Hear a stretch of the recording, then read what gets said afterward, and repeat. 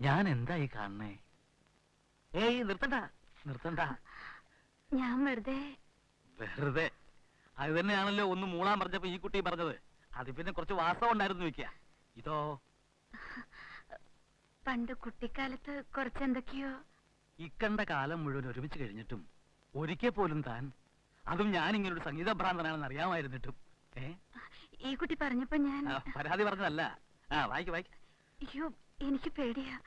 പിന്നെ വായിക്കാണ്ടിരുന്ന് വായിച്ചപ്പോ വിരലൊക്കെ പൊട്ടാറായി. എന്നാലും ഈ 17 വർഷക്കാലം താനിത് ഒളിച്ചു വെച്ച് നടന്നല്ലോ.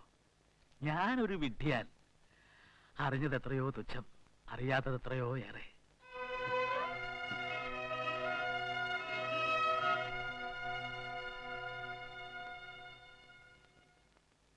റീനെ, ആ റീനെന്ന് വിളിക്കണോ അതോ മീരന്ന് വിളിക്കണോ? രണ്ടും ആകാം. അതും അല്ലെങ്കിൽ ചേച്ചി നോക്കിക്കോളൂ. ചേച്ചിന്നോ? വേണ്ട വേണ്ട. ഒന്നാമത് എനിക്ക് ഇത്ര പ്രായമൊന്നുമില്ല. ഏറിയാൽ 1-2 വയസ്സ് മൂത്തത്. അതിന് ഇത്ര വലിയ ഫോർമാലിറ്റി ഒന്നും വേണ്ട. ഒരു ഐഡിയ, റീന മീരാന്ന് വിളിക്കാം. പറയാമെന്ന് പറഞ്ഞില്ല. എന്റെ ഫ്രണ്ട്സിനെല്ലാം ഒരു ആഗ്രഹം, സുപ്രസിദ്ധ ഗായിക മീരയെ ഒന്ന് നേരിൽ ജീവനോടെ കാണണം, പരിചയപ്പെടണമെന്ന്. അതിനെന്താ ഈസി, ഞാൻ വിളിച്ചുകൊണ്ടിരാന്ന് വീമ്പ് പറഞ്ഞു പോയി. ചതിക്കരുത്. വരില്ലാന്ന് പറഞ്ഞ എന്റെ മാനം പോവും. അതിന് വരില്ലാന്ന് ഞാൻ പറഞ്ഞില്ലല്ലോ. അപ്പൊ വരുന്ന പറഞ്ഞത്? സോറി റീന മീര.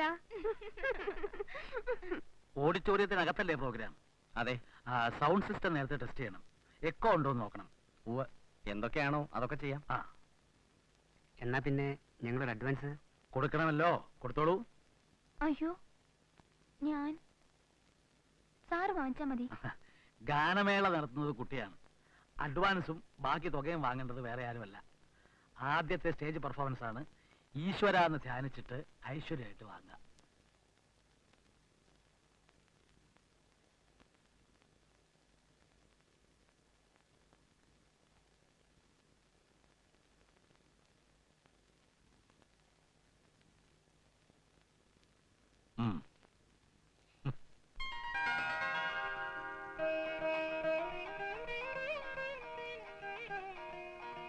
നന്നായി വരും.